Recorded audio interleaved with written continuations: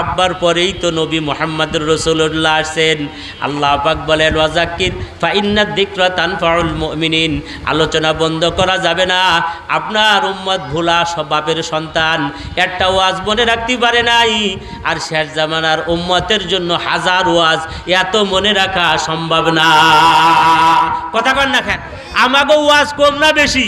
হাজার ওয়াজ। এইটা করতে পারবা না, সুদ খাইতে পারবা না, ঘুষ খাইতে পারবা না, মিথ্যা কথা বলতে পারবা না, বাটপাড়ি করতে পারবা না, মাপে কম দিতে পারবা না, 2 নম্বরই করতে পারবা না, জবান ঠিক করে চলবা, বাপরে গালি দেওয়া যাবে না, মারে গালি দেওয়া যাবে না, স্বামীরে গালি দেওয়া যাবে না, শ্বশুর শাশুড়িরে গালি দেওয়া যাবে না।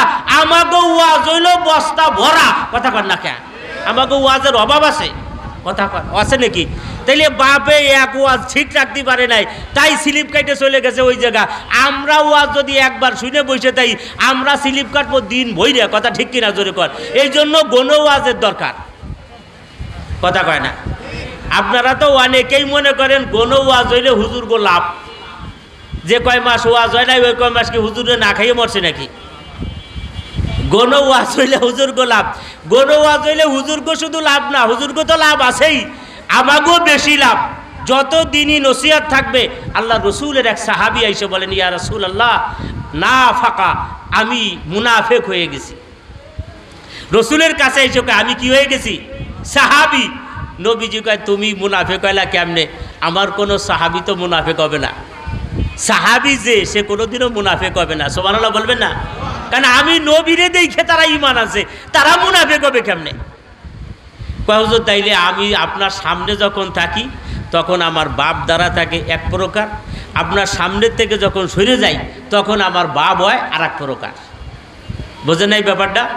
সাহাবী বলেন আপনার সামনে যখন আমি থাকি তখন আমার বাড়ির কথা মনে থাকে না, বইয়ের কথা মনে থাকে না, ক্ষেতের কথা মনে থাকে না, বিবি বাল বাচ্চার কথা মনে থাকে না, কিচ্ছু মনে থাকে না, শুধু আল্লাহ আল্লাহর নবী। সুবহানাল্লাহ বলে।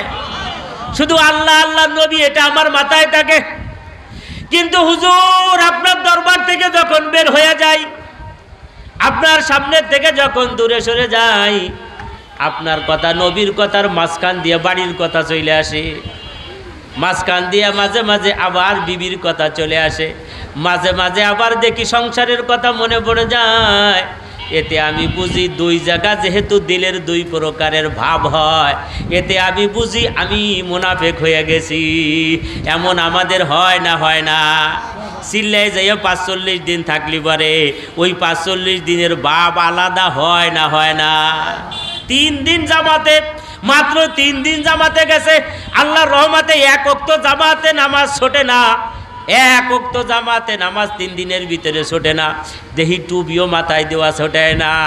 আল্লাহু আকবার, কি সুন্দর! এর ভিতরে 3 দিনই কাঁচাও দেয় নাই, এর ভিতরে গালাগালি বকাবাজিও করে নাই। বিড়ি খোর যে কয়টা কোন এলাকায় যাইয়া বিড়ি খাইছে ও চোখের সামনেও আমরা দেখি নেই। 3 দিনে এমন পরিবর্তন আসার পরে 15 দিন পর্যন্ত মাশাআল্লাহ এই পরিবর্তন থাইকা যায়। 15 দিন পরে আস্তে আস্তে আস্তে আস্তে লো হয়ে যায়। এমন আমাদেরও হয়। মসজিদে গেলে দিলটা ভালো হয়, পীরের দরবারে গেলে দিলটা ভালো হয়। যখন আমি আমার পীরের দরবারে যেয়ে 3 দিন 5 দিন থাকি, দিলের একটা ভাব দ্বারা আলাদা হয়ে যায়। কেমন জানি আমার দিলটা পরকালমুখী, জান্নাতমুখী, আল্লাহমুখী, নবীমুখী। কিন্তু বাড়ি আসার সাথে সাথে আস্তে আস্তে আস্তে আস্তে পরিবর্তন হয়ে যায়। নবীজি আবার কয় শোনো, এটা মুনাফেক হওয়ার কোনো আলামত না। সুবহানাল্লাহ বলেন। তাইলে আমরা বাইসে গেছি, আমরা কি হয়ে গেছি? নাইলে তো আমরাও মুনাফেক হয়ে যাইতাম, কারণ আমাকেই পরিবর্তন বেশি হয়। কোরআন শরীফ যখন পড়ি তখন ভাব ভালো, কোরআন শরীফ সাইডে দিলেই পারে একটু পরেই জানি আবার কেমন হয়ে যায়। যখন জিকির করছি, তসবিহ টিপছি, তখন ভাব ভালো, একটু পরেই জানি আবার কেমন হয়ে যায়। তাইলে আমরাও মুনাফেক হয়ে যাইতাম। রাসূল বলেন এটা মুনাফেকের কোনো আলামত না। এই যে আমার সামনে বসলে তোমার পরকালের কথা মনে পড়ে, এই যে আমারে দেখতেছো, আমি তো আল্লাহর নবী, আমারে দেখলে পরে তো পরিবর্তন হবেই। কারণ আল্লাহ আমার চেহারার ভিতরে এমন নবুয়তের নূর দান করেছে, কোনো কাফের মুশরিক আমার চেহারার দিকে তাকাইলে মহব্বতের নজর করার সাথে সাথে আল্লাহ তারে হিদায়েত দান করিয়া দেয়। মক্কার শুরু লগ্ন, মক্কার শুরু জামানা, তখন নবীজি খানায় কাবায় বসে কাবা ঘরের পাশে বসে বসে কোরআন তেলাওয়াত করে। এখনকার মতো ওরকম ছিল না তো তখন। এই ছোট্ট একটা ঘর, চারপাশ দিয়ে ফাঁকা আর পাশ দিয়ে পাহাড়, ওইখানে বসে নবীজি কোরআন তেলাওয়াত করে। তো তুফাইল ইবনে আমরে দৌস একজন সাহাবীর নাম, তুফাইল ইবনে আমরে দৌস, উনি হলো দৌস গোষ্ঠীর লোক, এই জন্য আমরে দৌস বলে। তো উনার নানা বাড়ি হলো মক্কায়। তো উনি ওই মক্কায় নানা বাড়ি গেলে ওনার নানি আর নানা দুইজনে দৌড়ছে, নাতি তোর এই সময় আসবার কইছে কিনা বেড়াবার। তো তুফাইল ইবনে আমরে দৌস বলে, নানি বেড়াইতে আইছে নানি বাড়ি, এর আবার সময় অসময় আছে নি। কয় যে মক্কায় যে বিরাট একটা ঝামেলা চলতেছে, মক্কায় নতুন একজন জাদুঘর আসছে, সে তার সাথে কেউ কথা বললে, তার কথা যদি কেউ শোনে, সাথে সাথে আমাগো ধর্ম সাইডে দিয়া ওই নতুন ধর্মের দিকে সে চলে যায়। নানি আর নানা দুইজনে বুঝাইতেছে কারে? নাতিরে। নাতিরে তো খুব মহব্বত করে নানা নাতিতে, নানা নানিতে নাতিরে জানে সেইতে বেশি মহব্বত করে, এই জন্য বুঝাইতেছে। এখন এই তুফাইল ইবনে আমরে দৌস বলে, নানি আমি মক্কায় আইছি আর কাবা ঘর তওয়াফ করবো না, তা তো হয় না, আমি তো কাবা ঘরে যাবই, কাবা ঘর তওয়াফ না করলে তো হবে না, কাবা ঘরে যাবই আমি। তো এক কাম করি, আমার কানের ভিতরে তুলে লাগাই, তুলে তুলে তুলে বোঝেননি? তা নানিতি ওই বাসই দিয়ে ওই তুলেরে কানের ভিতরে গুইজে গুইজে গুইজে গুইজে ডক করে টাইট করে ডুহইছে, ডুহই দিয়ে এরপরে নানি আবার জিজ্ঞাসা করে, তুফাইল তুফাইল শোনা যায়নি? তুফাইল হাত দিয়ে সারা দেয়, বুঝি নেই, মানে আওয়াজ গেছে নাকি সিদ্ধ হইতে দেয়। কাফের মুশরিকদের কি পরিমাণ ভয় ছিল ইসলামের প্রতি, কানের ভিতরে তুলে গুইজে আবার পাশেতে ডাকে তুফাইল, মানে শুনলো কিনা। আর তুফাইল যদি শুনে লাই তো কবি ডাহকে, ও কয় বুঝি নেই, তাইলে বুঝছে যে এবার ওর কানে আওয়াজ যাবে না। তুফাইল ইবনে আমরে দৌস চলে গেছে খানায় কাবায়, কাবা ঘর তওয়াফ করার জন্য। ওই কাবা ঘরে তওয়াফ করতেছে। তখনকার তওয়াফের পদ্ধতি, তওয়াফ সবসময় মানুষ করত, কাফেররাও কাবা ঘর তওয়াফ করত, কিন্তু ওদের তওয়াফ ছিল ইসলাম বিদ্বেষী তওয়াফ, অন ইসলামিক তওয়াফ। তখন অনেকেই ল্যাংটা হয়ে তওয়াফ করতো, ল্যাংটা হয়ে তওয়াফ করতো। ওরা মনে করতো, এক একজনের এক এক ভ্রান্ত ধারণা, ওরা মনে করতো যে যেই পোশাক নিয়ে দুনিয়ায় আইছি এইটা হলো অরিজিনাল পোশাক, এই মানুষের বানানো পোশাক, কাপড় চোপড়, লুঙ্গি পায়জামা জামা টামা এগুলো বইরে কাবা ঘর তওয়াফ করলি এটা কাবা ঘরের বেইজ্জতি হয়। এই জন্য তওয়াফ করার সময় কাপড় চোপড় খুইলে ল্যাংটা হইয়া তারপরে তওয়াফ করতো। নাউজুবিল্লাহ হবেন না? এটা কি ইসলামের সৌন্দর্য নাকি? এটা কি ইসলামের সৌন্দর্য? বাপের সামনে ছেলে ল্যাংটা হবে, ছেলের সামনে মা ল্যাংটা হবে, মার সামনে মেয়ে ল্যাংটা হবে, এটা কি সৌন্দর্য হইতে পারে? এটা সৌন্দর্য না। তোরা তওয়াফ সবসময় করতো, কিন্তু আল্লাহর হুকুম মতো তওয়াফ করতো না, মন গড়া। এখনো মানুষ ইবাদত করে, মন গড়া ইবাদত করে, কথা কর না কেন? মন গড়া ইবাদত করে না কিছু মানুষ? করে তো কিছু মানুষ। নামাজ পড়বার যায় মাথায় টুপি নাই, এটা মন গড়া ইবাদত, কথা কর না কেন? নামাজ হবে না তা কিন্তু আমি বলি নেই, গেঞ্জি গায়ে দিয়ে নামাজ পড়বার যায়, এটা মন গড়া ইবাদত। ও কিডা কি খাবার টান শুনি, তাহলে এর ভিতরে আবার ডিস্টার্ব করবার আইসো কে? তাড়াতাড়ি সত্যি হবি ভাই, এগুলো করতে হয় আগে, বোঝো নাই? কষ্ট হয়নি আপনাদের? মন গড়া ইবাদত। নামাজ হবে না তা কিন্তু আমি বলি নেই, টুপি ছাড়া নামাজ হবে না, হবে না? আওয়াজ দেন, হবে? শার্ট গায়ে দিয়ে নামাজ হবে না, হবে না? আরে যদি একটা সেন্টু গায়ে দেয় তাতে কি নামাজ হবে না, হবে না? খালি গায়ে নামাজ পড়লেও নামাজ হবে মিয়া, ল্যাংটা হয়ে নামাজ পড়লেও নামাজ হবে। পোশাক নাই, বিবস্ত্র, সে ল্যাংটা হয়ে নামাজ পড়বে, তবু তার নামাজের মাপ নাই, কথা ঠিক কিনা জোরে কয়? কিন্তু সৌন্দর্য তো আল্লাহ যেটা পছন্দ করেন ওইটার নাম হইল টুপি। ওইটার নাম কি জোরে করেন? ওইটার নাম কি? আল্লাহ কয় টুপি মাথায় দিয়ে সেজদা দাও, ওইটা আমার পছন্দ। এখন আপনি কি করবেন সেইটা করেন।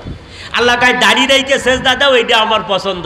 আল্লাহ কয় লিবাসুহুত তাকওয়া যালিকা খায়র, ওই পোশাক, যেই পোশাক পরলে দিলের ভিতরে একটা ইসলামিক ভাব তৈরি হয়, দিলের ভিতরে আল্লাহর প্রতি একটা মহব্বত তৈরি হয়, গুনাহ না করার প্রতি একটা ভাব আসে, এই পোশাক হলো ইসলামের সুন্নত করছে। ওই পোশাক হলো পাঞ্জাবি, ওই পোশাক হলো সাদা পোশাক, ওই পোশাক হলো জুব্বা। বিশ্বাস করেন না আপনি? বিশ্বাস করেন না? এটা তাকু পাঞ্জাবি তাকুয়ার পোশাক, আপনি বিশ্বাস করেন না? আপনার এতে প্রমাণ দেয়, আমি নিজে দেখছি, আল্লাহরই কিরে নিজে দেখছি, আপনিও দেখছেন, মিলিয়ে নেন। নামাজ পড়ে বেরোইছে, উনি তো প্যান্ট আর শার্ট পরে, কিন্তু অধিকাংশ জেনারেল শিক্ষিত মানুষ মাশাআল্লাহ তারা সুন্দর পাঞ্জাবি সুন্দর পায়জামা জুম্মার নামাজের দিন পইরে তারপরে ঢাকা শহরে ভোট দিতে যায়। দেখছেন নি আপনারা? ঠিকই পাবেন না যে এইটা জেনারেল শিক্ষিত। অনেক ইয়ংরা জুব্বে পরে ওই দিন মিয়া, জন্মের কায়দার জুব্বে পরে, ঢকালা জুব্বে পরে। আরে এখন তো পাঞ্জাবি ফ্যাশন হয়ে গেছে, আলহামদুলিল্লাহ। আলহামদুলিল্লাহ করবেন না? এখন যা সব পোশাকের চাইতে দামি পোশাক হলো পাঞ্জাবি। কারণ বিয়ে হওয়ার বাজায় কী পইরে কথা পায় না।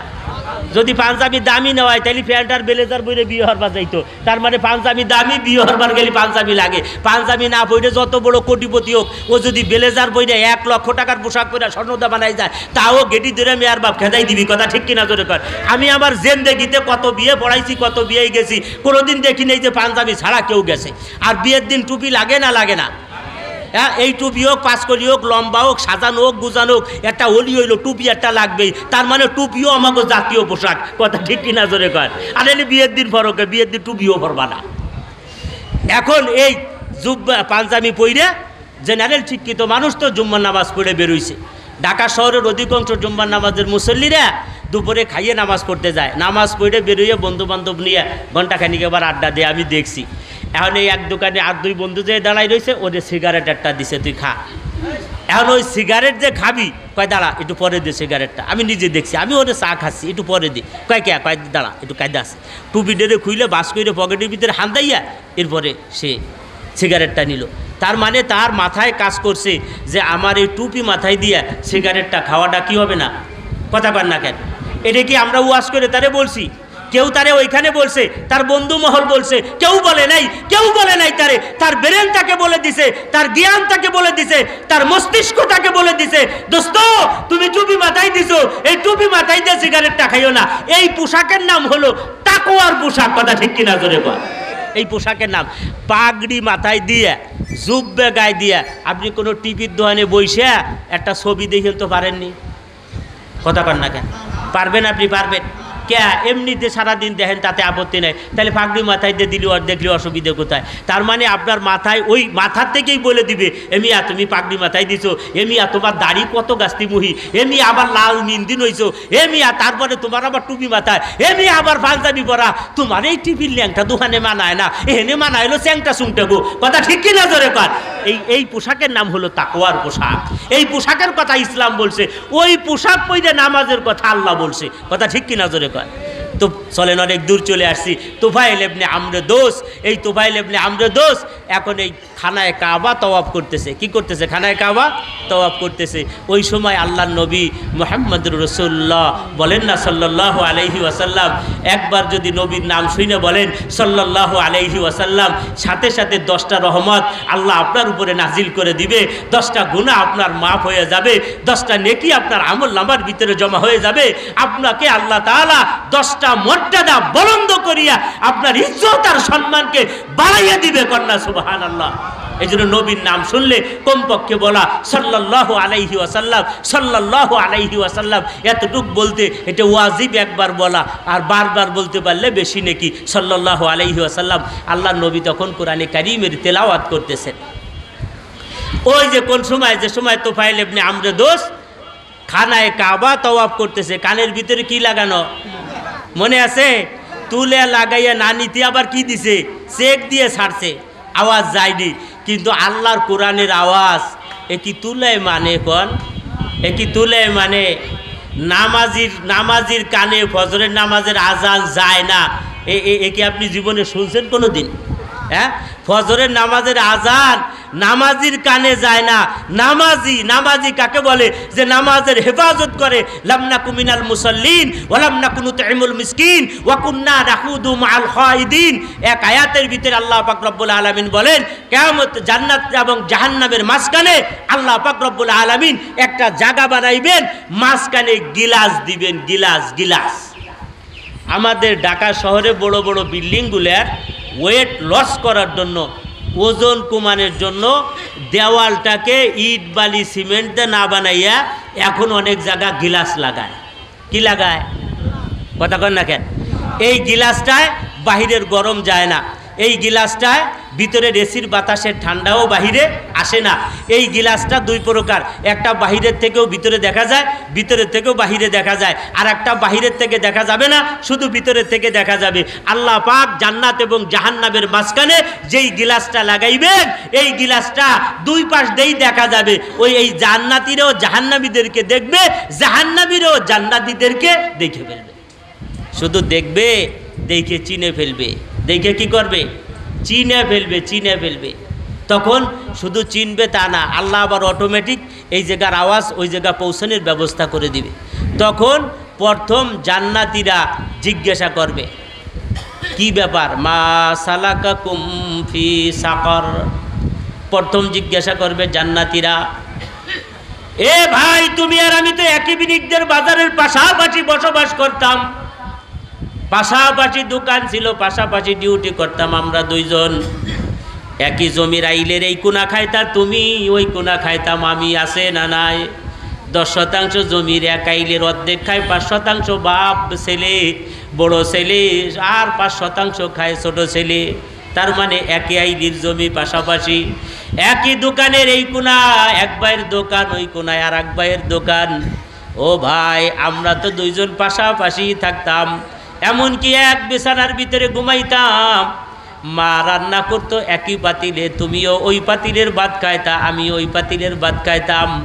আমরা দুই ভাই 25 বছর 25 বছর পর্যন্ত এক খাটের ভিতরে ঘুমাইছি। বিবাহ করার পরে আমরা আলাদা হয়েছি। আমাদের ভিতরে এত মিল মোহব্বত ছিল, এত কাছাকাছি আমরা ছিলাম, কিন্তু আজকে তোমরা জাহান্নামে গেলা কেমনে? এই কথা জিজ্ঞাসা করবে জান্নাতীরা, মা সালাকাকুম ফি সাকার, কে তোমাদেরকে জাহান্নামে দিল? যারা জিজ্ঞাসা করবে তারা জান্নাতের ভিতরে দাঁড়াইয়া জিজ্ঞাসা করবে, সুবহানাল্লাহ বলেন। ওরা দাঁড়ানো কোথায়? জান্নাতের ভিতরে, আর ওরা জাহান্নামের ভিতরে, মাঝখানে শুধু একটা গিলাস। তখন এই পাশ থেকে ওরা আওয়াজ দিবে, কারা? ক্বালু, এবার আওয়াজ দিবে জাহান্নামীরা, 1 নম্বর লাম নাকু মিনাল মুসাল্লিন, আমরা তো মুসল্লি ছিলাম না। দোকানদার তুমি আমি একই ছিলাম, তুমি অমুদি আমি অমুদির দোকান, কিন্তু আজান দিলে তুমি মসজিদে, আমি দোকানে বসে থাকতাম। কথা কন্যা কেন আছে না নাই? দোকান তোমার আমার একই ছিল, খ্যাত তোমার আমার একই ছিল, তোমারও পেঁয়াজের খ্যাত আমারও পেঁয়াজের খ্যাত, তোমারও পাটের খ্যাত আমারও পাটের খ্যাত, তোমারও ধানের খ্যাত আমারও ধানের খ্যাত, কিন্তু আজান দিলে তুমি আস্তে খ্যাতটা উঠে চলে যাইতা, আর আমি চিন্তা করতাম আর 2 গোপ না দিয়া যাব না। লাম নাকু মিনাল মুসাল্লিন। বাইরে এটা কোরআনে কারিমের ওয়াজ। আল্লাহ আর কি করবে আপনাদেরকে? ওই জায়গা কি কথা বলবে, সেই কথাটা নকল কইরে আপনাদেরকে এখন শুনাইতেছে, যাতে আপনাদের দিলের ভিতরে আল্লাহর প্রতি ভয় তৈরি হয়, জাহান্নামের প্রতি ভয় তৈরি হয়।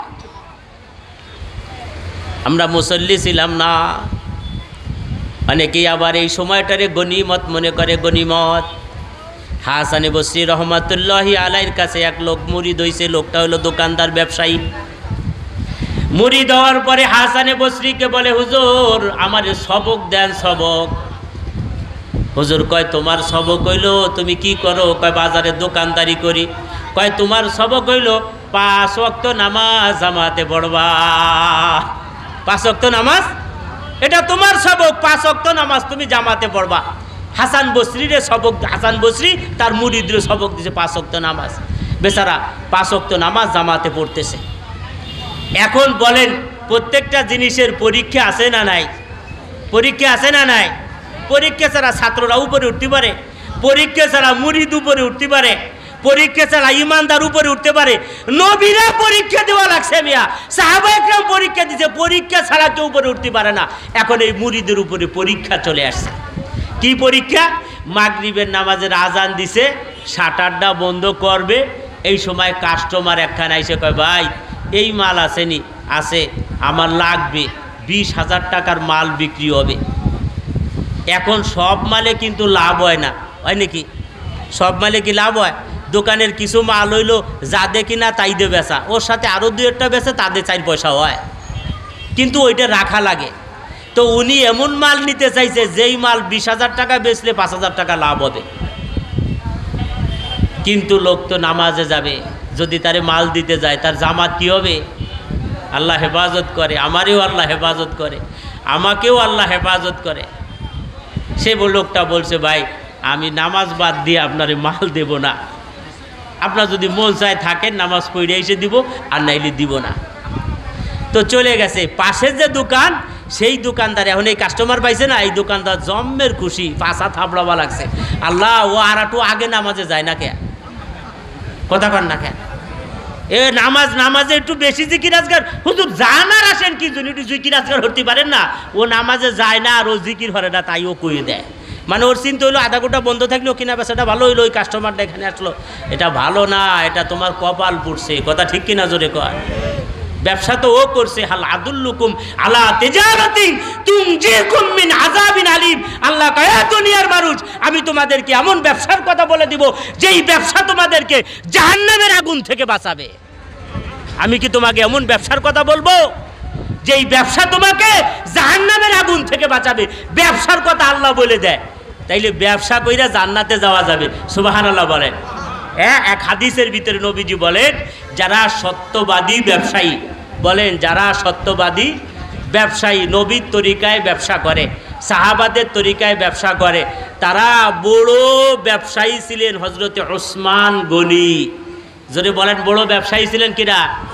আওয়াজে কন।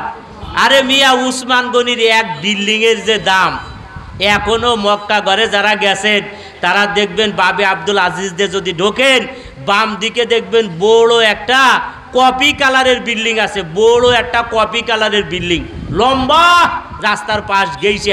ওইখানে লেখা আছে আরবিতে জাবালে ওমর, আর ইংলিশেও লেখা আছে জাবালে ওমর। এইটা হযরত ওমরের একটা মাত্র বিল্ডিং। এই এক বিল্ডিং যদি বেচে, পুরো বাংলাদেশ 14 বার কিনা যাবে। আপনি কি মনে করেন এত বড় ধনী হলো হযরতে উসমান গনি? এত বড় ধনী ছিল, আর তাইলে সে কত বড় ব্যবসায়ী? আল্লাহর নবী কন, যারা নবীর তরিকায় ব্যবসা করে, নবীর তরিকায় যারা, নবীর তরিকায় কি গাজার ব্যবসা আসেনি? কথা কয় না, আওয়াজ দেন, আসেনি? রাগ করবেন নি আবার? তাইলে আপনার সন্তান যদি গাজার ব্যবসা করে, আপনি খুশি না বেজার? নবীর তরিকায় বাবার ব্যবসা আছে, নবীর তরিকায় মদের ব্যবসা আছে, নবীর তরিকায় নেশার ব্যবসা আছে? নেই। আপনি বাদাম বিক্রি করেন, আপনি পান বিক্রি করেন, ঝালমুড়ি বিক্রি করেন, কোনো মানা নাই। আপনার প্রত্যেকটা বাদাম বাদাম শব্দ, আপনি যে ডাক দিবেন বাদাম বাদাম, বিক্রি করতে হলে তো ডাকতে হয়, কলা নেন কলা, বাদাম নেন বাদাম। এই যে বাদাম বাদাম বলে ডাকবেন, এই প্রত্যেকটা শব্দ আল্লাহ আল্লাহ বলে ডাকলে পারে যেই নেকি হইতো ওই নেকি আল্লাহ আপনার আমলনামায় জমা করে দিবে। জেগের মুফতি সাহেব হুজুর আসলে যে মিজানে এই কথা বলে গেছে, আপনি যে ব্যবসা করবেন হালাল, ওই ব্যবসার ভিতরে যে কথাগুলো বলতেছেন ব্যবসায়ী কাজে, আল্লাহর নামের জিকিরের নেকি আল্লাহ আপনার আমলনামায় দিয়ে দিবে। আপনি কি মনে হচ্ছেন খালি কি মসজিদের ভিতরে নেক কাম ভরা, খালি কি নামাজের ভিতরে নেকি ভরা, খালি কি রোজার ভিতরে নেকি ভরা? ব্যবসার ভিতরে নেকি আছে। কথা ঠিক কি নজরে কর? আপনি ওই ব্যবসায়ী সাজেন, আপনি ওই ব্যবসায়ী হন, কঠিন কিছু না, কঠিন কিছু না। আপনি শুধু নিয়ত করেন নবীর তরিকায় ব্যবসা করব। আলেমরে জিজ্ঞাসা করেন, একজন হক্কানি পীররে জিজ্ঞাসা করেন, নবীর তরিকার ব্যবসা কি আপনারে বলে দিবে। ওই তরিকে আপনি চলেন, মরবেন তো জান্নাতে যাবেন। তাইলে কয় হাজার টাকা লস গেল আজকে মুরিদের? 5,000। কয় হাজার? 5,000 বেচে নাই। কোথায় গেছে? নামাজে। পরের দিন আবার এই হাসান বসরির মুরিদ আবারও মাগরিবের নামাজ পড়বার গেছে।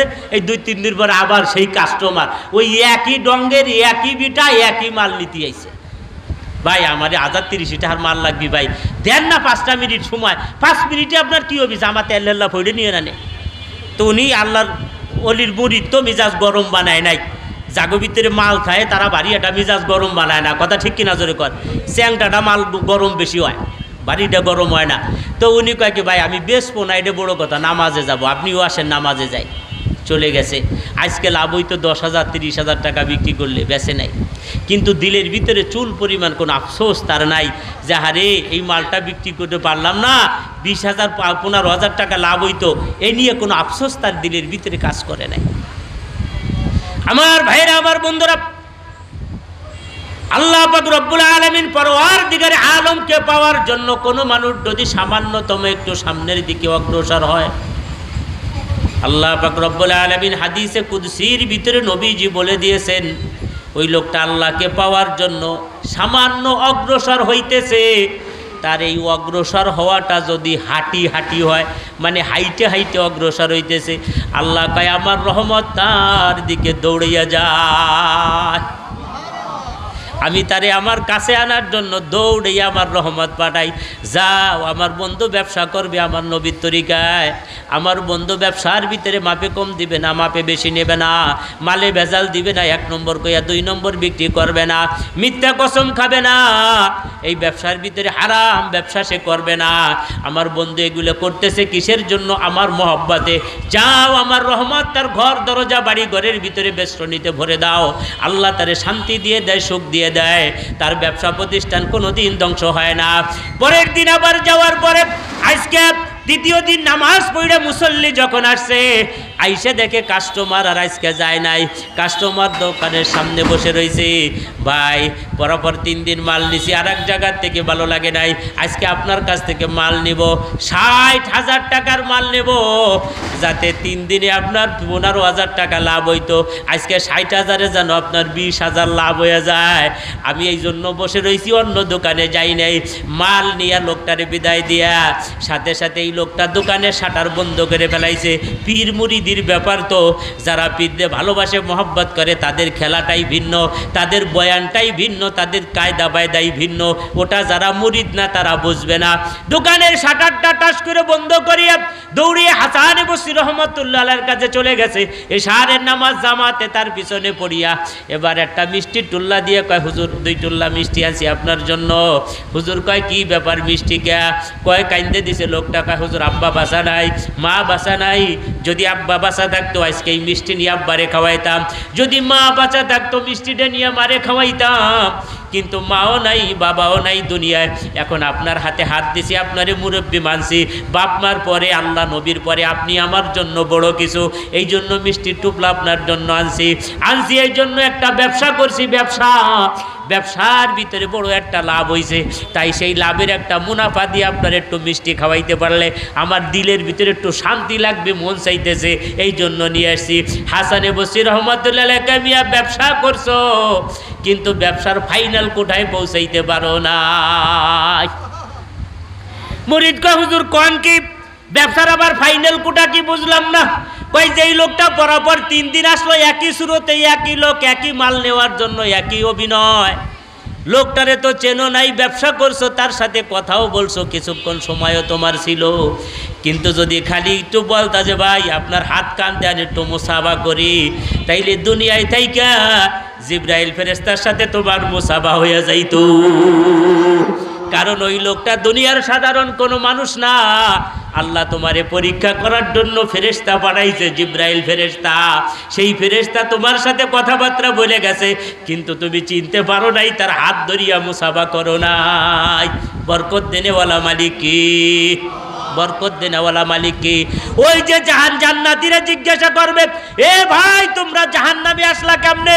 তো ওরা কয়েকটা উত্তর দিবে, তার একটা উত্তর হলো লামনাকু মিনাল মুসাল্লিন, আমরা পাশাপাশি থাকলে কি হবে, আমরা মুসল্লি ছিলাম না। আজান দিলে তুমি দোকান বন্ধ করে মসজিদে চলে যাইতে, আমি যাইতাম না। আজান দিলে তুমি খেত বাদ দিয়ে মসজিদে যাইতে, আমি যাইতাম না। আজান দিলে ভাই তুমি ঘুমের থেকে উঠা চলে যাইতাম মসজিদে, আমি যাইতাম না। 2 ভাই আমরাই, তুমি মুসল্লি ছিলা, আমি মুসল্লি ছিলাম না, এই জন্য মুসল্লি না থাকাটাই হলো জাহান্নামে যাওয়ার কারণ। এখন কোনো গাঞ্জুইটা, কোনো নেশাখোর, কোনো আপাউ দোয়া আমুক দোয়া যদি আপনারে বোঝায় নামাজ না পড়লে জাহান্নামে যাওয়া লাগবে, কোরআনে নাই, ওর চাইতে বড় পাগল আর দুনিয়ায় নাই। কথা ঠিক কিনা জোরে কর? এখানে স্পষ্ট কোরআনের ভিতরে বলে লামনাকু মিনাল মুসাল্লিন, আমরা জাহান্নামে না যাওয়ার কারণ আমরা মুসল্লি ছিলাম না, আমরা নামাজি ছিলাম না। আমার ভাইয়েরা, আমার বন্ধুরা, ওই যে চলেন, তাইলে নামাজ পড়ার দরকার আছে না নাই? নামাজের দরকার আছে না নাই? আপনারা তো সবাই নামাজ পড়েন, এখানে হাত উঠে লাভটা কি? তারপরে এই যে হাত উঠে উঠি, এতে উপকারটা কি জানেন? ওই মালিক তো সব দেখে, চাইয়া চাইয়া সব উনি দেখে। এই কোনো একটা দেখাটা যদি আবার তার পছন্দ হয়ে যায়, না জানি কিয়ামতের মাঠে ওই ওসিলায় কয় ওইটা পছন্দ হয়েছিল, ওই ইট খোয়ার ভিতরে গরমের ভিতরে বসছিল না, খুব কষ্ট হয়েছিল, বাজারে সবাই কফির দোকানে এদিকে ওদিকে বসা, তুমি দি মাগরিব পড়েই বসে পড়ছিলা, পছন্দ হয়েছিল, ওই পছন্দে মাফ করে দিছি। ওই আশায় আমরা মাঝে মাঝে একটু হাত উঠাইয়া আপনাদের সাথে আমরাও ওয়াদাবদ্ধ হই, আল্লাহ যদি বাঁচাই রাখে নিজের জীবনের হুঁশ থাকতে 5 ওয়াক্ত নামাজ পড়বই পড়বো, 1 ওয়াক্ত নামাজও ছাড়বো না। কাদের নিয়ত আছে একটু হাত উঁচু করে দেখাই, লিল্লাহে তাকবীর। আল্লাহ কবুল করেন, জোরে বলেন আমিন। তোফাইল ইবনে আমর দৌস মনে আছে নাকি? কোথায়? মক্কা তওয়াফ করে নবী করিম সাল্লাল্লাহু আলাইহি ওয়াসাল্লাম কোরআনে কারীমের তেলাওয়াত করতেছে, মনে আছে? তেলাওয়াত কোরআনের আওয়াজ ওর কানের ভিতরে যাবে না যাবে না? এই তুলে মুলে সব বাদ দিয়া কোরআনে কারীমের আওয়াজ তোফাইল ইবনে আমর দৌস এর কানের ভিতরে চলে গেছে। তখনও খালি যেইরকম আওয়াজ তো জীবনে কোনোদিন শুনি নেই, এইরকম আওয়াজ তো মিষ্টি আওয়াজ, কানের খোরাক, মিষ্টি আওয়াজ কানের খোরাক। সেটা গানের আওয়াজ হোক, কোনো বাদ্যযন্ত্রের আওয়াজ হোক, কোরআনের আওয়াজ হোক, কোনো ওয়াজের আওয়াজ হোক। দেখেন না যেই সমস্ত বক্তাদের কণ্ঠ ভালো, মানুষ তাদের জন্য এত পাগল, কথা কর না কেন, সুইটে চলে যায়। আমরা এক জায়গায় বসলি 500 লোক হয় না, আর তারা আসলে পরে জায়গাই দেওয়া যায় না, কথা ঠিক কিনা জোর কর। এই শ্রুতি মধুর একটা আল্লাহর নিয়ামত নবী, আর নবীর কণ্ঠে কোরআনে কারীমের তেলাওয়াত বোঝেন না, ওই সাথে সাথে ও পাগল হয়ে গেছে। নবীর কাছে আইসা জিজ্ঞাসা করতেছে আপনার নাম কি? নবীজি বলতেছে আমার নাম আব্দুল্লাহ, আমি আব্দুল্লাহর বেটা, আমার নাম মুহাম্মদুর রাসূলুল্লাহ, আমি মোহাম্মদ, আমার বাপের নাম আব্দুল্লাহ। আপনি এটা কি পড়েন? বলে আমি এইটা আল্লাহর কালাম পড়ি, এটার নাম কালামুল্লাহ। বলে এইটার কালামুল্লাহ এটার নাম? আপনি মোহাম্মদ, আপনি নবী, আপনি নবুয়তের দাওয়াত দেন? বলে জি। আপনার কাছে কে বলছে? আমার নানি কানের ভিতরে তুলে হান্দাই দিছে যে আপনার শব্দ জানি আমার কানে না আসে, আপনার আওয়াজ জানি আমার কানে না আসে, কোরআনে কারীমের তেলাওয়াত এটা জানি আমার কানে না আসে, এটা আমার নানি আমার কানের ভিতরে ঢুকিয়ে দিছে। কিন্তু আপনার আওয়াজ শুনে আমি পাগল হয়ে গেছি, আমি উম্মত হয়ে গেছি, আমি দিওয়ানা হয়ে গেছি, আমার থাকার কায়দা নাই, তুলে মুলে সব ফেলাই দিলাম। আপনি আমারে কালিমা বইড়া মুসলমান বানায় দেন, আপনি আমারে কালিমা বইড়া মুসলমান বানায় দেন, জোরে কন্যা সুবহানাল্লাহ। আল্লাহ নবী সাল্লাল্লাহু আলাইহি ওয়াসাল্লাম সাথে সাথে তুফাইল ইবনে আমর দৌসকে কালিমা পড়ে মুসলমান বানায় দিলেন। তুফাইল ইবনে আমর দৌস বলে ইয়া রাসূলুল্লাহ, মক্কায় আমার বাড়ি না, আমার বাড়ি সিরিয়ায়, আমি আসছি হলো আমার নানির বাড়ি বেড়াইতে। সিরিয়াতে আমার বড় একটা গোষ্ঠী আছে, দৌস গোষ্ঠী, বহু লোকজন আছে, আর এই গোষ্ঠীর ভিতরে আমারে মানুষ মানে, আমি একটু গোষ্ঠীর কুটিকাটি সর্দার। হুজুর আপনি যদি আমারে পারমিশন দেন, এই কোরআনে কারীমের দাওয়াত আমি আমার গোষ্ঠীরে যাইয়া দিব। হুজুর কয় ঠিক আছে যাও, তুফাইল তোমারে অনুমতি দিয়ে দিলাম, যাও তুমি তোমার এলাকায় যাইয়া দিনের দাওয়াত দাও, ইসলামের দাওয়াত দাও, কোরআনে কারীমের দাওয়াত দাও। তুফাইল ইবনে আমর দৌস কয় হুজুর কি নিয়ে যাবানি? মানচিরে যায় যদি কই যে নবী আমার এই দিনের দাওয়াত দেওয়ার জন্য, কোরআনে দাওয়াত দেওয়ার জন্য পাঠাইছি, মানচি যদি কয় যে একটা ডকুমেন্ট দেন, তাহলে একটা ডকুমেন্ট দেখান লাগবেন না, প্রমাণ তো চাইতেই পারে, কথা ঠিক কিনা জোরে কর। হুজুর আপনি আমারে কিছু দেন, যা নিয়ে আমি মানুষের সামনে দাঁড়াইতে পারি। আল্লাহর নবী সাথে সাথে কাছে আসো, 2 ভুরুর মাঝখানে ফাঁকা একটু জায়গা থাকে, এখানে নবীজির এই ভুরুটা কিন্তু মিলিত ছিল, আমাদের ভুরুটা এখানে একটু ফাঁকা আছে, এখানে পশম নাই, কথা বলেন না কেন? কিন্তু আল্লাহর নবীর এই ভুরুটার এখানে ফাঁকা ছিল না, এই ভুরুটা ছিল পুরো মিলা। এই দিকে তাকাই রে, মনে হইতো সুন্দর একটা তলোয়ার বাঁকা করে রাখছি, এত সুন্দর দেখা যাইতো নবীজিরি। আল্লাহ নবী তুফাইল ইবনে আমর দৌসের ওই ফাঁকা জায়গার উপরে হাতের আঙ্গুল রাখছে, নবীর হাতের আঙ্গুল স্পর্শ করছে শুধুমাত্র। এরপরে টান দেশারা কয় তুফাইল চলে যাও, ডকুমেন্ট তোমারে দিয়ে দিছি। কয় হুজুর কি ডকুমেন্ট দিলা? কয় যাও দেখো কে ডকুমেন্ট হয়ে যাবে নে, পরে বুঝেনে খালি বলবা। কেউ জিজ্ঞাসা করলে নবী আমার কপালের ভিতরে হাত রাখছে, কি দিছে আমি জানি না। তুফাইল ইবনে আমর দৌস চলে গেল, হারে আমার নবীর আল্লাহ কি বানাইয়া দুনিয়ায় পাঠাইছিলেন, কি তার ভিতরে দিয়েছিলেন, তার হাতের স্পর্শ কত বরকতওয়ালা ছিল, যেই হাত দিয়া কোনো জিনিসে হাত দিছেন আজীবন সেখানে বরকত হয়। যেই খেজুর গাছের চারা নবীজির ছাড়াও অন্য কেউ লাগাইলে পরে 10 বছরে একটা চারায় খেজুর ধরে না, অথচ আল্লাহর নবী খেজুর গাছের চারা এক পাশ দিয়ে লাগাইয়া গেছেন, খেত শেষ হয় নাই লাগানো, পিছন দিক থেকে খেজুর ধরা শুরু হয়ে গেছে। কেমন বরকতওয়ালা নবীর উম্মত আমরা, আহারে কেমন বরকতওয়ালা নবীর উম্মত আমরা। যেই নবী বসা ছিল জমিনে, চাঁদ থাকে আসমানে কত দূরে, ওরে বৈজ্ঞানিকরা কয় 13 কোটি মাইল দূরে, 13 লক্ষ মাইল দূরে। গোড়ার ডিম কেউ মাপতে পারে নাই, কিরা মাপছে, কি দিয়া মাপছে আজ পর্যন্ত, এটা ধারণা করে বলে, কথা ঠিক কিনা জোরে বলেন। কোথায় 13 কোটি 13 লক্ষ যাই হোক না কেন, নবী হলো মক্কার জমিনে, চাঁদ রইছে আকাশে, আল্লাহর নবী হাত দিয়ে ইশারা দিছে, সাথে সাথে চাঁদের মাঝখান দিয়া ফাটল দরিয়া 2 দিকে 2 খণ্ড হইয়া ফাঁক হইয়া গেছে। কেমন নবী দান করেছিলেন আল্লাহ, কেমন নবুয়তের নবী। সেই নবীর আমরা চিনলাম না, সেই নবীর আশিক হইতে পারলাম না, সেই নবীর মোহাব্বত দিলের ভিতরে তৈরি করতে পারলাম না, সেই নবীর পাগল হইতে পারলাম না। যেই নবীর পাগল হইলে পারে আল্লাহ তার মোহাব্বত করে, আল্লাহ তাকে ভালোবাসে, আল্লাহও তার প্রেমকে গ্রহণ করিয়া নেয়।